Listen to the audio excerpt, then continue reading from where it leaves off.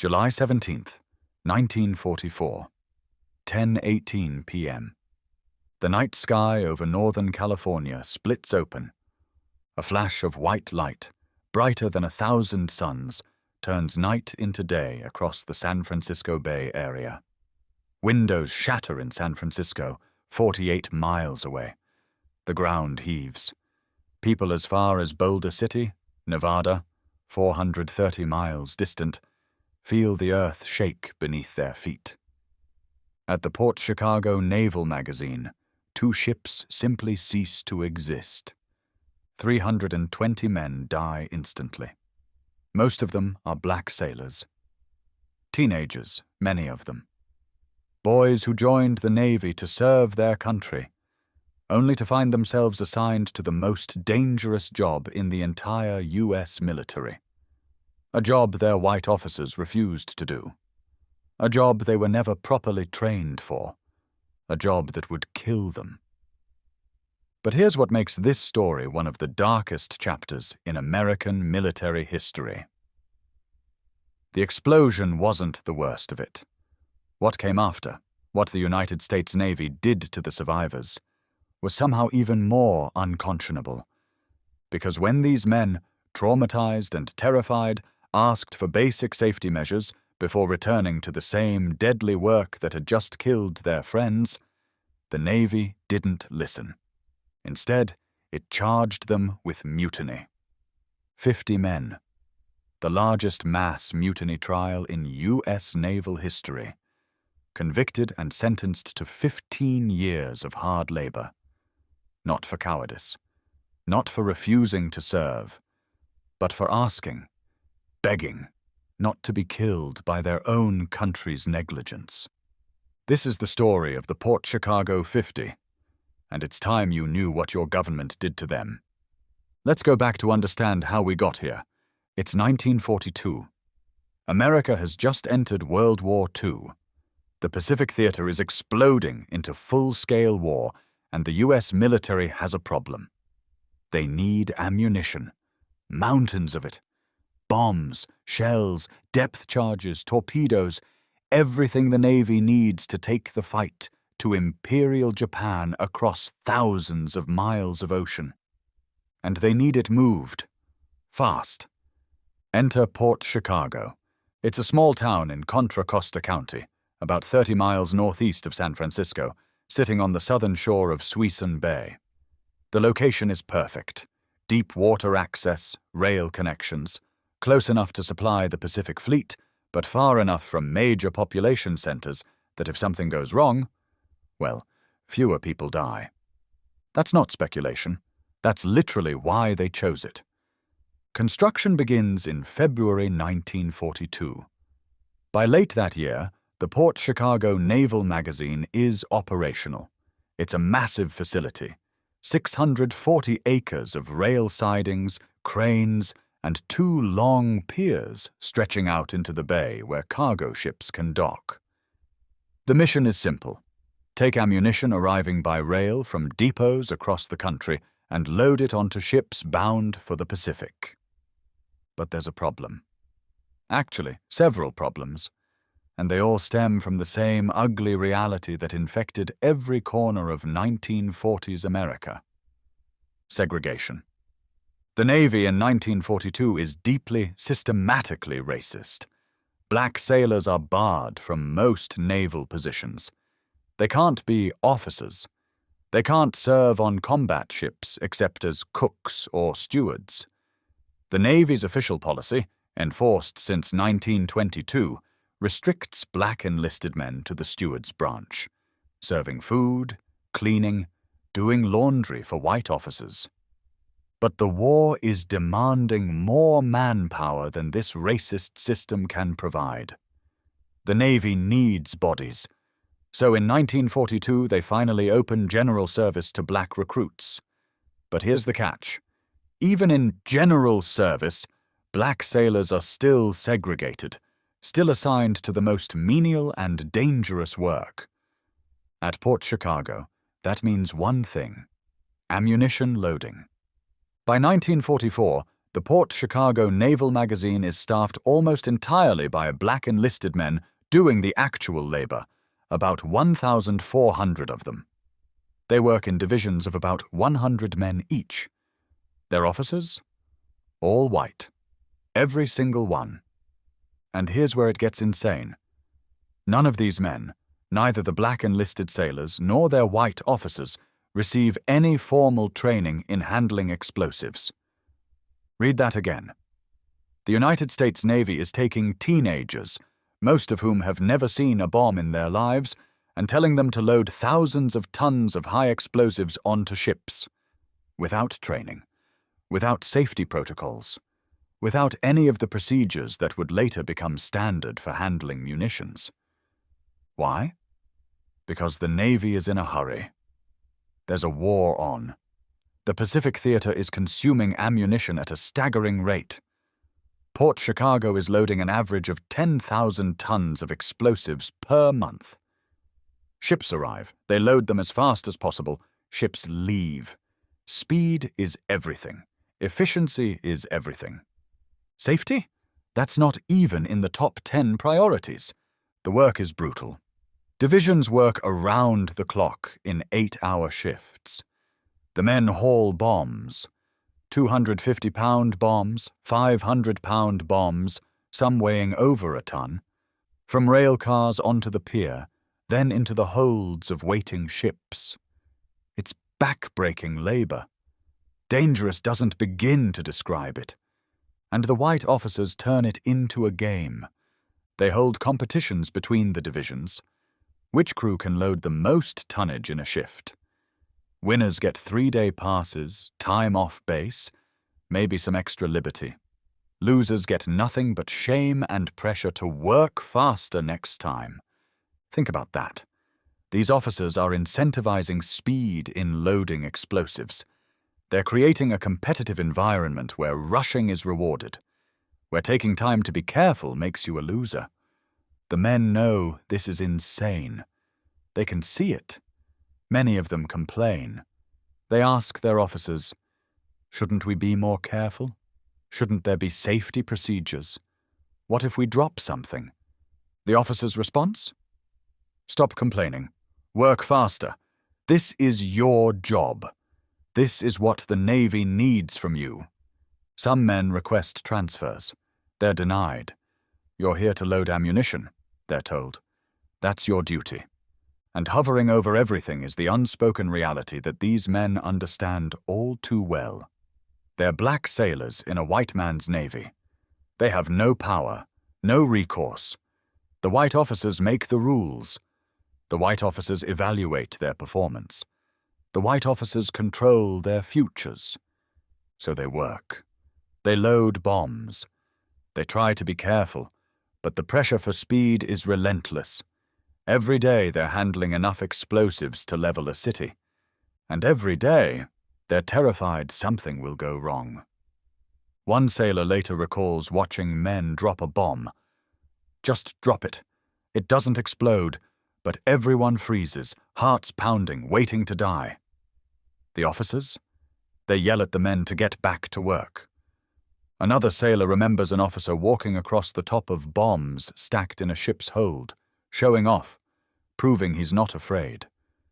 The men watch, knowing that if anything gives way, they all die. This is the environment at Port Chicago in the summer of 1944. A powder keg, in every sense of the word. Tons of high explosives. Untrained men. Reckless officers. A military culture that values speed over safety and treats black sailors as disposable.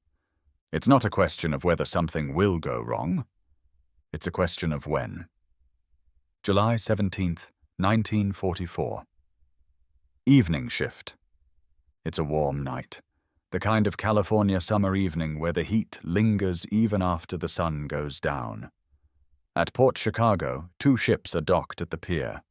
The SSEA Bryan and the SS Quinault Victory. The E.A. Bryan is nearly fully loaded, about 4,600 tons of ammunition in her holds. Depth charges, incendiary bombs, high explosive shells, fragmentation bombs, all packed tight, munition crates stacked on munition crates.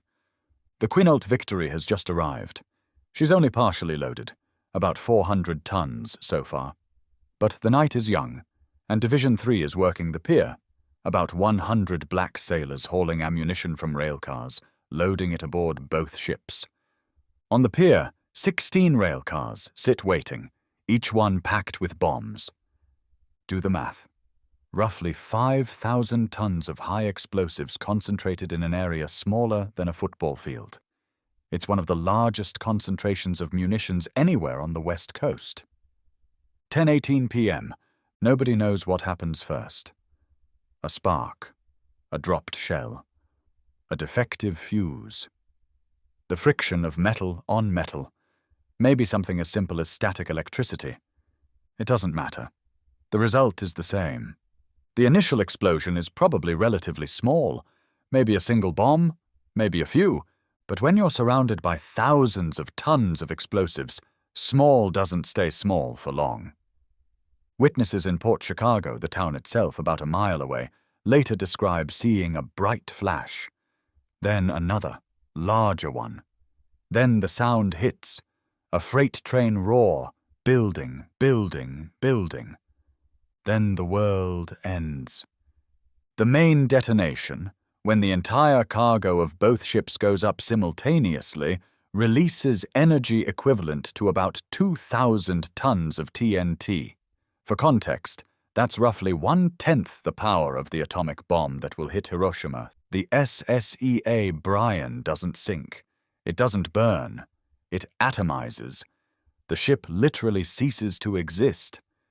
Pieces of the vessel, twisted chunks of steel, some weighing tons, rain down across a 5-mile radius.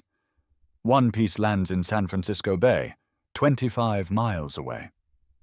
The Quinault Victory disintegrates. The pier is obliterated. 1,000 feet of pier, gone, reduced to splinters and steel fragments. The 16 rail cars full of bombs, gone. The dock facilities, gone. The men, 320 of them die instantly. Their bodies don't just die, they're vaporized. Many of them simply cease to exist in any physical form. There's nothing left to bury. 202 of the dead are black sailors. 15 are white officers and civilians. The rest are other personnel working the pier or on the ships. The blast wave radiates outward at supersonic speed. It flattens the Port Chicago Naval Magazine. Every building within a mile of the pier is damaged or destroyed. The fire station collapses. The barracks where off-duty sailors sleep are wrecked. Windows shatter across a 30-mile radius. In San Francisco, 48 miles away, people feel their buildings shake. They think it's an earthquake. Windows break. Dishes fall from shelves. The seismograph at the University of California, Berkeley, records the explosion as a 3.4 magnitude earthquake. In the town of Port Chicago, it's catastrophic. Every single building is damaged. Homes collapse. The school is destroyed. Families run into the streets, terrified, having no idea what just happened. Is it an invasion? Has Japan attacked the mainland? The mushroom cloud, because yes, there's a mushroom cloud, rises 12,000 feet into the night sky, visible for miles. Burning debris continues to rain down for minutes. And at Ground Zero, where 2 ships and 100 men stood moments ago, there's simply nothing. A section of Suisun Bay, glowing with burning oil and debris. Pieces of ship, pieces of pier, and somewhere in that hell, pieces of 320 human beings who came to work that night thinking they'd go home in the morning. The explosion is so massive, so destructive, that it makes national news. Port Chicago disaster headlines scream across newspapers. The Navy launches an immediate investigation. But information is tightly controlled. This is wartime. The Navy doesn't want to reveal the scale of the disaster. They don't want to admit they've lost a major ammunition depot. They don't want the public or the enemy to know that they just killed 320 of their own men through sheer negligence. The surviving sailors from Port Chicago, nearly 400 men who were on the base but not working the pier that night, are shell-shocked. Many of them knew the men who died. These were their friends, their bunkmates. Some of them saw the explosion. All of them felt it. And now they're traumatized. Clinical trauma. What we'd now call PTSD. They've just witnessed the violent death of hundreds of their fellow sailors in an explosion so powerful it shook the ground 400 miles away. The Navy's response? Give them a few days off, clean up the base, and get ready to go back to work, because there's still a war on, and the Navy still needs ammunition loaded. In the immediate aftermath, the Navy does what militaries always do after disasters. They investigate. The Navy Court of Inquiry convenes on July 21st, just 4 days after the explosion. Over the next 6 weeks, they interview 120 witnesses. They examine the wreckage, or what little remains of it. They try to determine what caused the initial explosion, and they come up with nothing. The final report, 1,200 pages long, admits they cannot determine the exact cause. They speculate. Maybe rough handling of explosives, maybe a defective fuse, maybe mechanical friction. But they don't know. They can't know. The evidence was literally vaporized. But here's what the report does say. The white officers at Port Chicago are cleared of all culpability. Not responsible, not negligent. The court finds no evidence of improper procedures because there were barely any procedures to begin with.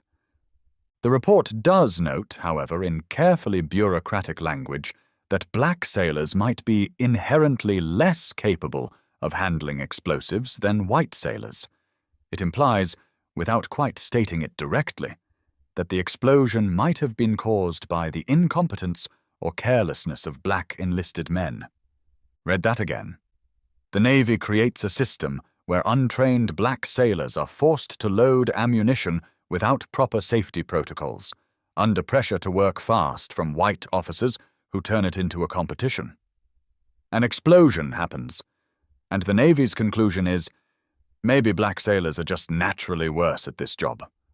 The racism is so blatant it would be laughable if it wasn't so evil. But the surviving black sailors at Port Chicago? They read between the lines. They understand what's being said. And they're terrified. Because in early August 1944, the Navy makes an announcement. Port Chicago will reopen, the base will be rebuilt, and the surviving sailors will return to loading ammunition. Think about what that means. These men have just survived the largest home front disaster in World War II. They've lost friends, witnessed unimaginable destruction, and barely escaped death themselves. They're traumatized.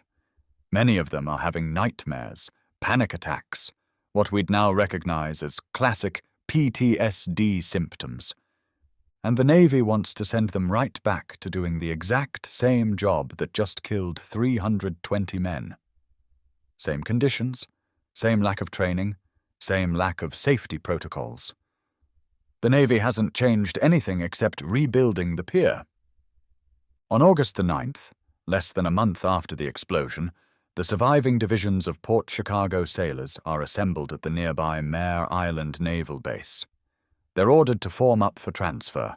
They're going back to ammunition loading duty. And one by one, men start refusing.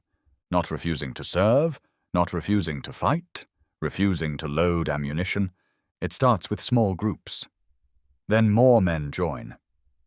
Within hours, 328 black sailors have refused the order to return to ammunition loading. Their reasoning is simple and completely rational. We're afraid. We watched our friends die. You haven't fixed anything. You haven't made it safer. You haven't trained us properly. We'll do any other work. We'll go to the Pacific and fight. We'll serve. Just don't send us back to load bombs without changing anything. The Navy's response is swift and brutal. The men are confined to a barge prison. They're held there under guard. They're interrogated individually. Officers go from man to man, asking, "Will you return to work?" The pressure is immense. Officers make it clear, this is a direct order. Disobeying a direct order in wartime is a serious offense. You could face court-martial. You could face imprisonment. This is your career, your future, your benefits. Over the next few days, 278 of the 328 men crack under the pressure. They agree to return to work. They're terrified of the consequences of continuing to refuse. But 50 men hold firm. 50 sailors who decide that the risk of court-martial is preferable to being blown apart, loading ammunition under the same conditions that just killed 320 of their fellow sailors. Among them is Seaman First Class Joe Small. He's 23 years old. He'll later become the symbolic leader of the group, though he maintains he never actually led anything. He was just one man among 50 who refused. Another is Freddie Meeks, who will spend the rest of his long life fighting to clear his name. These 50 men are formally charged on September 5th, 1944, with making mutiny under Article 94 of the Articles of War. Mutiny. The most serious charge the military can bring short of treason. It carries a maximum penalty of death. For refusing to load ammunition after 320 of their fellow sailors were killed by that very work. The trial of the Port Chicago 50 begins on September 14th, 1944, at the Naval Barracks on Treasure Island in San Francisco Bay. It's the largest mutiny trial in U.S. naval history. 50 defendants, all black, all charged with mutiny. And from the very beginning, it's clear this trial is about more than just 50 sailors. It's about the Navy's reputation.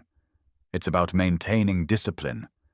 And most of all, it's about making sure that no one, especially no black sailor, gets the idea that they can question orders, no matter how deadly those orders might be.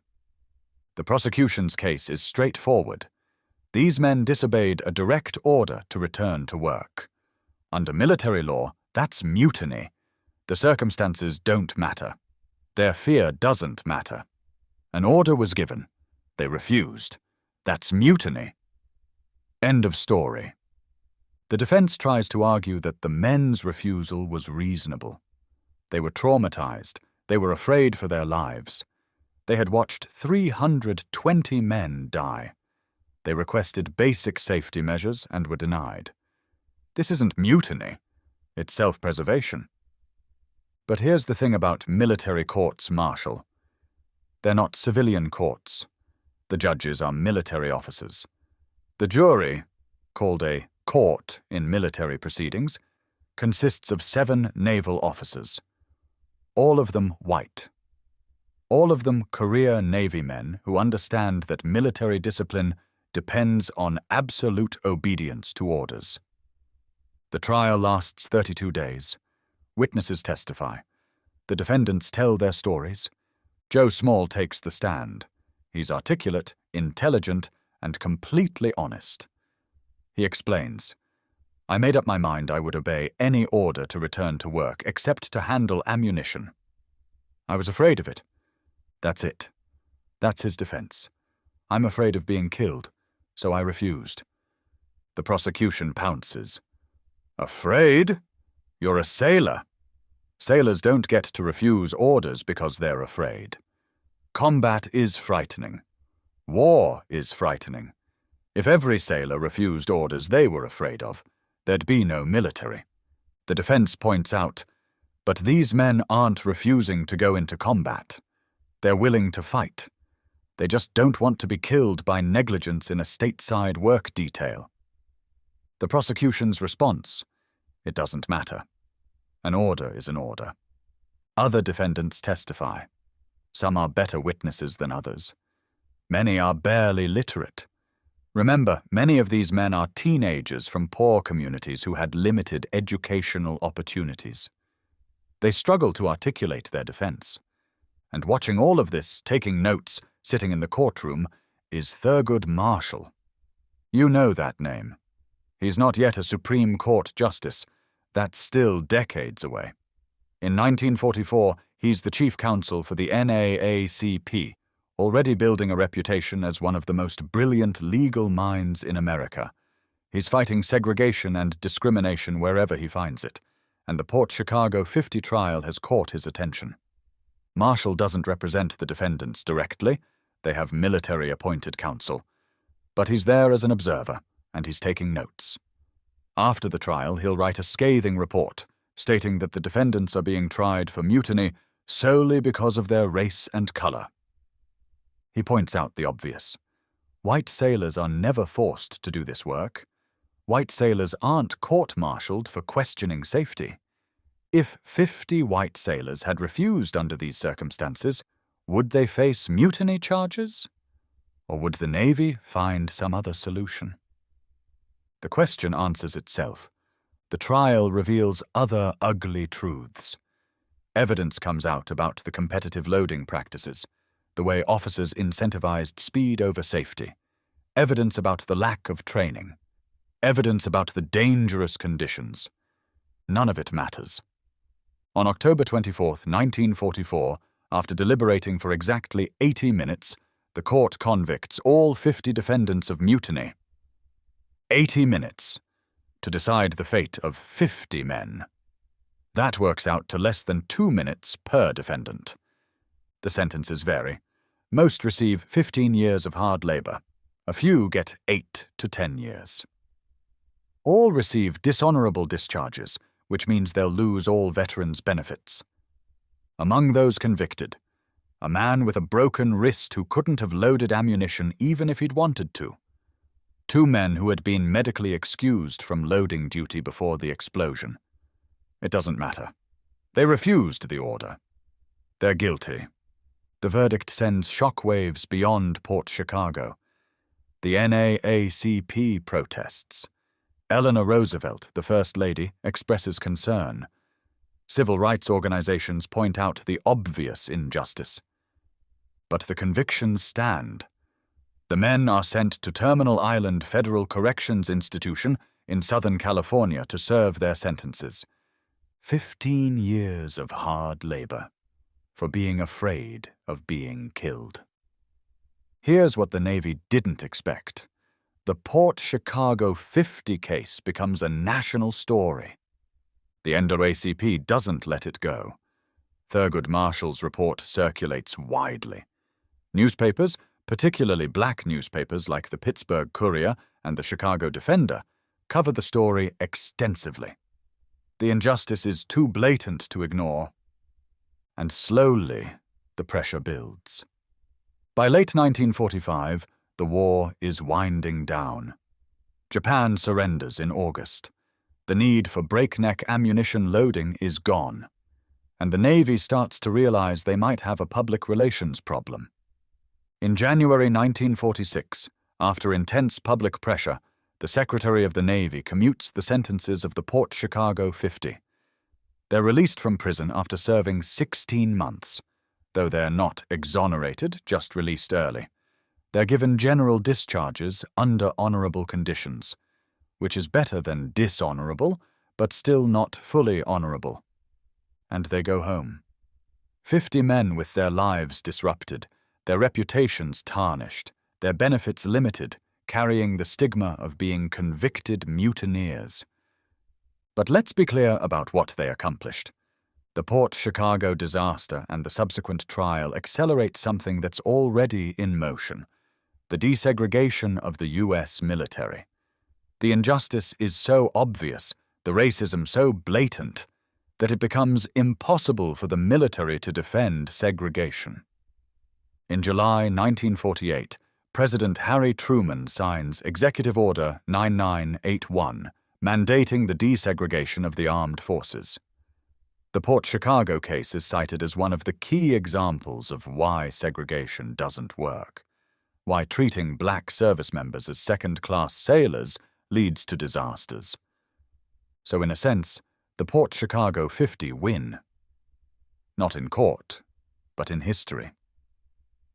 Their stand, their willingness to face court-martial rather than accept deadly conditions, helps push the military toward integration. But that's small comfort to the men themselves. Most of them try to rebuild their lives. Some succeed, some don't.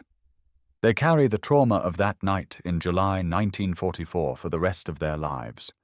They carry the injustice of their conviction. Joe Small returns to civilian life. He talks about Port Chicago occasionally, but tries to move forward. Freddie Meeks becomes one of the most vocal advocates for exoneration. He spends decades fighting to clear his name and the names of his fellow sailors. Years pass. Decades. The Port Chicago 50 grow old. Most of them die without seeing their convictions overturned. In December 1999, President Bill Clinton grants a pardon to Freddie Meeks. It's not an exoneration. A pardon acknowledges guilt but forgives the punishment. Meeks appreciates the gesture, but it's not justice. He's still technically guilty of mutiny. More years pass. In 2019, California Congressman Mark DeSaulnier introduces legislation to exonerate the Port Chicago 50. It doesn't pass. He tries again in 2021, and again in 2023. Each time, the legislation stalls. The Navy, for its part, has acknowledged the disaster. Port Chicago is now a national memorial, part of the National Park Service. There are commemorations. There are apologies for the disaster itself. But the convictions? Those stand until July 17, 2024, the 81st anniversary of the explosion. On that day, Secretary of the Navy Carlos del Toro announces that the Navy is setting aside the convictions of the Port Chicago 50, along with the summary courts-martial of the other 208 men who initially refused. He acknowledges that the men were unjustly punished twice, experiencing the trauma of the explosion and the inequity of their treatment following. It's not a full exoneration by Congress, which many advocates still seek, but it's official acknowledgement from the Navy itself. These men were wronged. By this point, all of the Port Chicago 50 have died. The last survivor passed away years earlier. They never saw their names fully cleared, but their families receive letters. Their records are corrected, and history, finally, officially records what should have been obvious from the beginning. These men were not mutineers. They were heroes who stood up against injustice, even when it cost them everything. So what do we take from the story of the Port Chicago 50? First, the obvious. Racism kills. The segregated Navy of 1944 created a system where black sailors were assigned the most dangerous work, given inadequate training, pressured to work recklessly fast, and then blamed when the predictable disaster occurred. 320 men died because the Navy valued efficiency over safety and viewed black lives as disposable. Second, courage takes many forms. We celebrate the courage of soldiers charging enemy positions. But there's another kind of courage. The courage to say no when authority demands you accept your own destruction. The courage to face court-martial rather than pretend everything is fine. The courage to stand up even when you know you'll lose. The Port Chicago 50 had that courage. They knew they'd be convicted. They did it anyway. Third, justice delayed is justice denied. These men waited their entire lives for exoneration. Most of them died without seeing it. The Navy took 80 years to officially acknowledge what everyone knew from the beginning. That's not good enough. We need to do better at recognizing injustice in the moment, not generations later when everyone involved is dead. We need to value lives over bureaucracy, truth over institutional reputation. And finally, remember the names, not just the Port Chicago 50, a collective label, but Joe Small, Freddie Meeks, Albert Williams, Percy Robinson, Robert Ruth, and the 45 other men whose names are recorded but rarely spoken. They served their country. They faced unimaginable danger. They watched their friends die. And when they asked for basic safety, they were called mutineers and thrown in prison. They deserved better then. They deserve to be remembered now. The Port Chicago 50. Not mutineers. Heroes.